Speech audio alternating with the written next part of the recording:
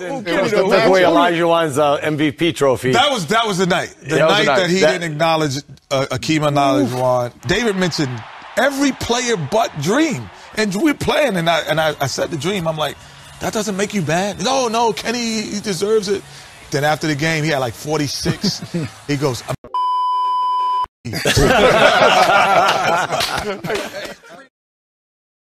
大家好，我是篮球伦伦。今天呢，传奇球星聊天室的主题是90年代未夺冠的最佳球队。球星们将会发表他们对这世代的尼克、六马、爵士、超音速等队的看法。那本期的来宾 Kenny Smith 跟 Dennis Scott 刚好分别是95年冠军赛火箭跟魔术的成员，他们将会分享彼此从不同立场对冠军赛的看法跟内幕，内容非常有趣。那话不多说，我们直接开始。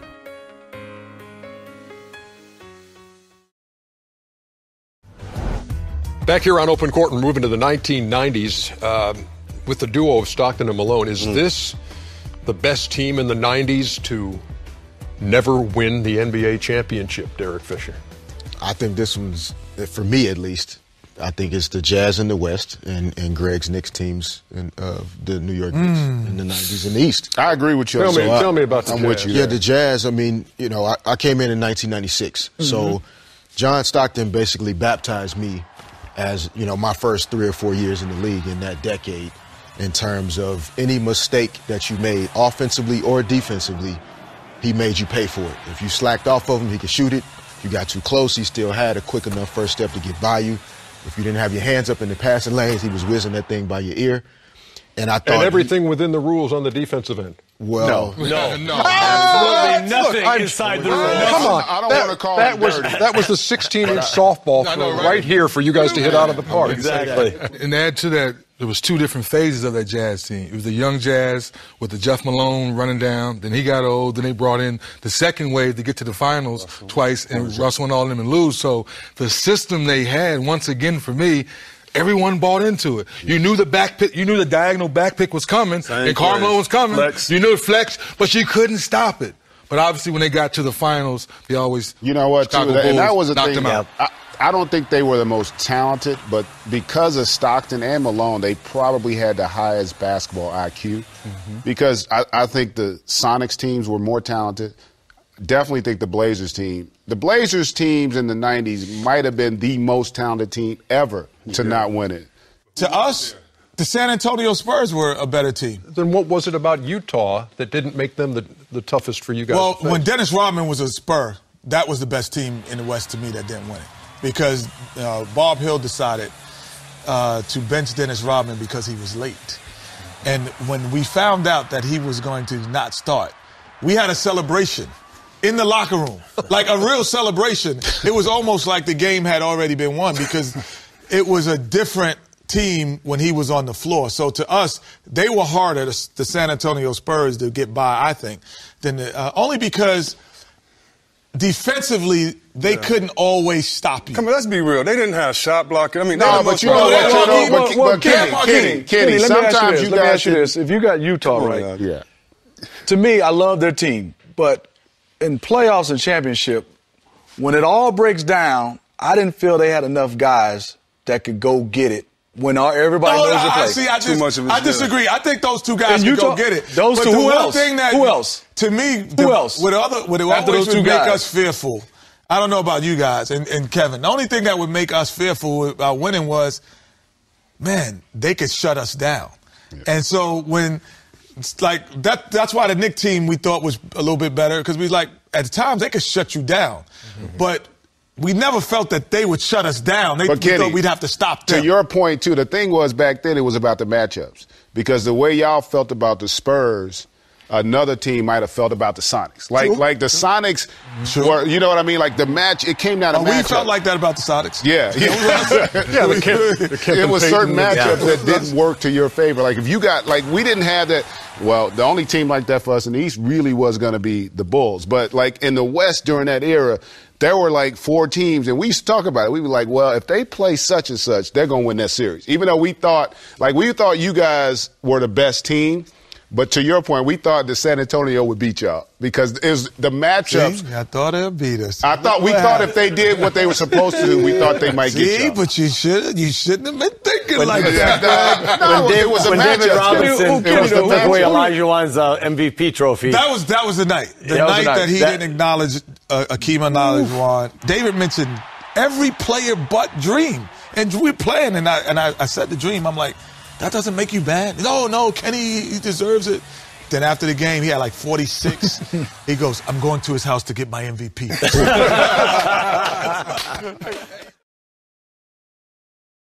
那 Kenny 提到这段 MVP 的故事发生在1995年的西区决赛，当年的 MVP 主要竞争者是海军上将跟大梦两人。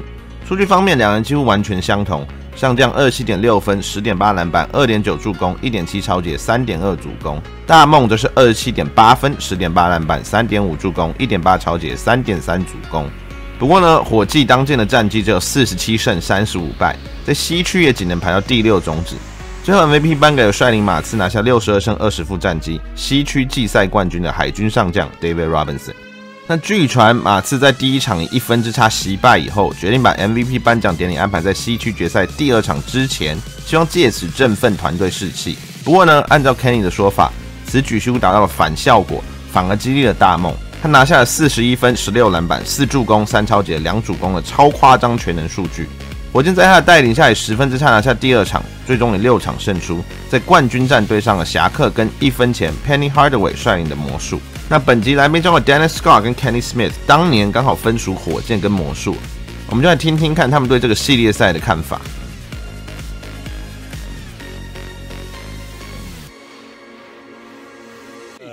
You referenced it before, talking about that Magic team. Were you overconfident going against Houston?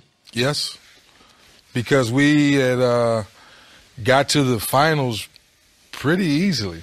And it was, when you go back and look at it, we were rolling, and you had the beast down low, and then Penny was really coming into his own. And then when he came into his own, I looked over at Nick, I said, we can ride these two young fellas right here, and we're going to have some fun. If we don't have to get to the And the shot clock now at 12. Shaw for 3. Rebound handled by Hardaway. Another Orlando offensive rebound. Houston must foul right here. Now the foul call with side position. He couldn't handle it, but the Rock corners. Today, though, Orlando 12 of 15 at the line. And Anderson missing on both, but gets to the rebound and again draws the foul. Team anyway, they were going to do it by committee, and another miss by Nick Anderson. Well, the 3 to make 4 rule, that's in effect, I believe, yes. And he misses 4 straight. The Rockets take a timeout with 5 6/10 seconds. Really throws it to Smith looking for the 3. He's been on fire and hits. He's tied the game at 110 with 1 6/10 seconds remaining. And that is an NBA record for Kenny Smith. That's his 7th from downtown. 6/10 seconds remaining. Again, Scott, this time able to inbound, comes back to Scott for 3, and he's tied the game at 118. The Rockets call for time. It's usually for the man underneath the basket, Drexler. Drexler puts the ball on Anderson. Drexler with the finger roll, the tip by Olajuwon. The Rockets lead 3/10 of a second. Ernie, stop. I'm not going there. Free throws. I'm not going there, Ernie. I know. But those two guys were so good that we just rode their coattails. We knew y'all were too immature to win. Yeah. That we were young, right? We knew it. Yeah, we were young. The only reason, because you play Utah, let's say, and you're in the city for 2 or 3 days, so you know what everything is going on in that city about the opponent, about you, and we're like, oh. Penny and D. Scott were at the mall. We're like, at the mall?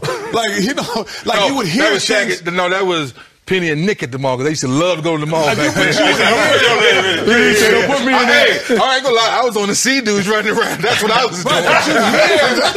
We would hear stories about y'all, and we were like, they can't beat us. Listen to me. They don't deserve to beat us if they're doing that. Listen to me. Game 7, we beat the Indiana Pacers, the Davis twins, Rick Schmidt, Reggie, and all that. We're excited. They got 2 more games to play.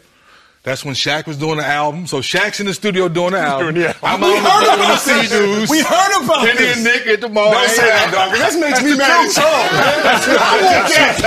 hell. But you know what?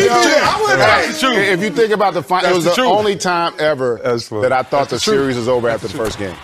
Yeah. I literally thought, because to your point, because of the inexperience, like, I was like, man, it's over. Like any other team, like if you lost the game like that, a veteran, experienced team would recover from that. Y'all keep saying veteran, experienced team, and I don't even know who this person was, so I'm not throwing them on the bus. But that's a lot of the coaching too. Because you just talked about how if you played for Pat Riley, you felt confident. Yeah, but so you're right. So those little things that he instills in you, like this is how we do it. We have to do it every day, like this. So days that it's not even a game. You're thinking, I'm playing today. But I'm the only difference, though, a coach makes. I'm just saying it makes a difference. But think of it this way: think of all the championship teams we talking about. That's the only team where their 2 best players were basically in their first, second year. No, not true. What did Magic do the first? Magic played with Kareem. Yeah. No, Magic sat in Kareem's seat. But he played with Kareem. What I'm saying to you is the culture. The mall before. No, but y'all, but wait a minute. We don't know where they were. All I'm saying to you is 3D told us he was on the No.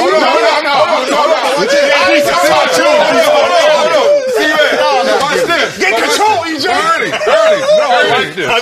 Watch this though, Ernie. Okay. Watch this though. It goes back to we're up by 22 at half in game 1. So we walk in the locker room like, yeah, Shaq, you busted his butt. I got 5 threes. Penny's killing everybody in the post. And it went from 22 to 14 to 10 to 8 to 6 to 4. We go, Now let's go to this locker room. Right, exactly. Right. Listen.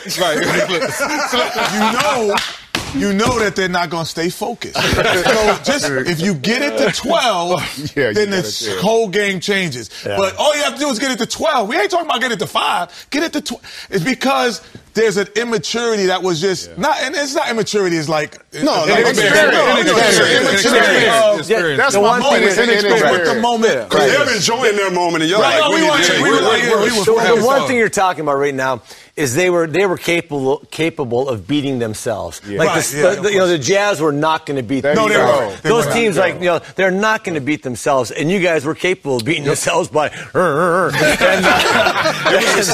multiple other things. But I mean, those are the teams, honestly, that I feared more that weren't going to beat themselves. I hate to mention this team, but he's not here. But we got to give the Pacers some love too. Yeah, because the Pacers. Yeah. Probably had the longest. The Pacers and then go back to the 80s Bucks. Yeah. Those 2 teams were the longest. You thought they were going to win, though? No, but what I'm saying is they were the best for the longest. Like they were there. They were the closest for the longest. Don't go too long in that because we're going to get into the Pacers in the 2000s. 那今天的影片呢，主要就是大家在讨论90年代的强队，其中被提到的有超音速、火箭、拓荒者跟爵士。很有意思的是，这4队虽然都是强队，但状况都不太一样。拓荒者在整个90年代期间都算是不错的球队，10年间最少的胜场数也有44，长期实力都很稳定，几乎没有重建期。90年代初期由 Drexler 率领，分别在90跟92年打进冠军赛，不过2次都败给了当季冠军的活塞跟公牛。90年代末期则是曾恶名昭彰一阵子的 Jailblazers 拓荒坏小子们，他们也曾打出过不错的成绩。不过因为有多达6次在第1轮出局，一般人对拓荒者的印象并不深。我自己在想到他们90年代的时候，只会想起2个经典镜头。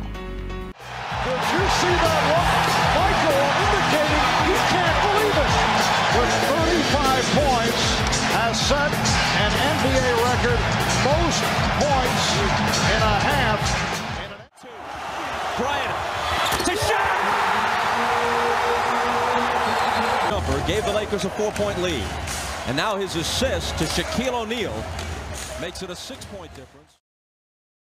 光讲季赛，手套 Payton 跟雨人 Camp 领军的超音速绝对是这4队中最强的。超音速的全盛时期大概从92年开始，98年结束。在这6年间，他们季赛的胜场数分别是55、65、57、64、57、61、总计6年359胜133败，胜率高达 73%， 平均有60胜22败，仅次于公牛。不过呢，比较可惜的是，这6年间他们2次在第一轮出局，2次第二轮出局，就打到西区冠军赛跟总冠军赛各一次，并没有让人有长期称霸西区的感觉。因此，在谈起90年代的强队时，不常被人提起。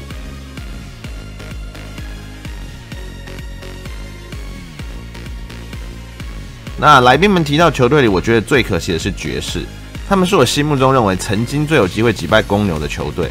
比如说97年的冠军赛，他们第1场跟第5场都只以2分落败，第6场也仅以4分落败。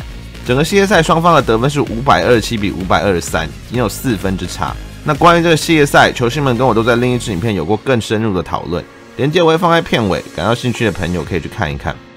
火箭是这些球队中唯一拿过冠军的，但其实他们在90年代整体战绩并没有特别突出。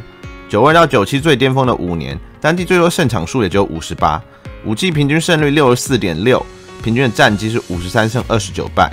不过当然，他们拿了2座冠军，因此有一定的历史定位。尤其2个冠军球季击败的对手，全部都是由历史名将率领的强权，几乎是把90年代中期非公牛的强队都打败过了。这当然也让大梦历史定位有一定的加分。93、94年，他们先后击败了 Drexler 的拓荒者、Barkley 的太阳、马龙跟老舍爵士，最后则是 Ewing 的尼克。94、95年则是接连打败爵士两老、巴克里的太阳、海军上将的马刺，还有侠客跟 Penny 的魔术。那本集的另一个话题就是95年的冠军赛啊。在回归这个系列时，我特意去查一下 Kenny 的数据，结果呢比想象中好很多。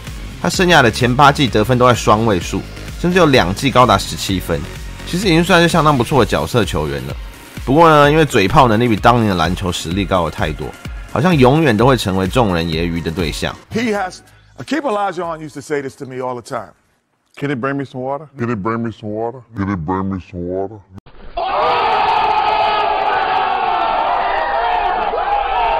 那今天影片到这边就结束了。那影片的最后，我会放上许多跟今天的主题有相关的影片，各位可以看看球星们对这些话题的延伸讨论。感谢各位的观看，我们下次见，拜拜。